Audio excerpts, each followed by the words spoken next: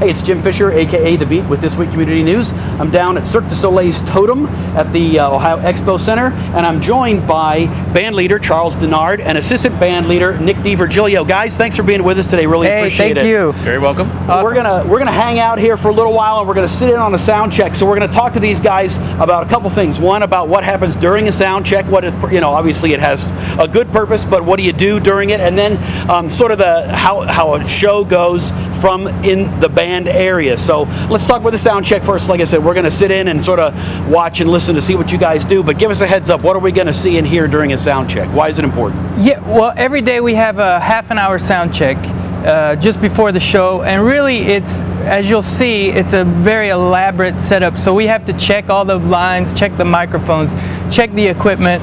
With the changing temperature and all sorts of things that can happen, sometimes this is just a process that we have to do before the show every day to make sure everything in order. You don't want to show up at the show and exactly have a mic not turn on or something that sure. cannot be heard. So we get it all done. How many folks in the band? 6 musicians and 2 lead singers. Okay. But most of the band sings also. Okay. So. And there's 2. It's in a little bit separate. I mean, there's sort of a 2-stage area for the band. Right. There's 2 mirror images stage. You'll see this side there's a reverse image on the other side, and actually Nick is below us in his little drum booth. And behind us is the stage, right behind us, so you can see obviously everything that's happening during a show. But you got to be on a headset getting information from folks. Tell us what happens during a show.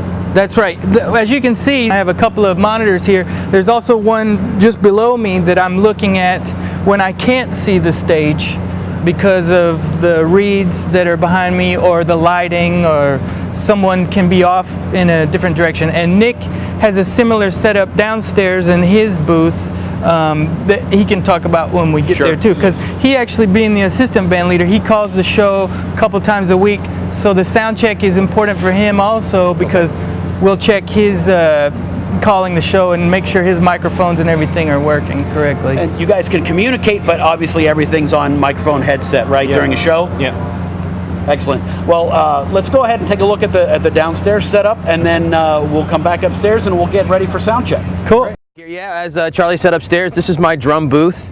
The reason I'm down here is when we first started the show 3.5 years ago, they decided that the drums were so loud, they wanted to control the sound as much as possible. They want it to sound as pristine as they can out front. And it really does sound great out there. So the drums are very loud, so they put me in here. So what I do is I have a computer monitor of the computer that we use to run the show, the sound effects, some of the loops and stuff like that. That's this computer screen here, and that controls all the music that's on the computer. That's why I have the keyboard. Then I also see the show through that TV back there. The music is pretty wide and varied in this show. Lucky for me as a drummer, I get to spread my wings a little bit. It's pretty nice. It runs the gamut from traditional kind of Native American, Native Indian, just tribal beats, all the way to hip hop and rock and roll. It depends on the scene and the act that's on stage. They compose to that exact kind of thing, and then they try to keep themes running through it, so it kind of, the whole show gets tied together by the end.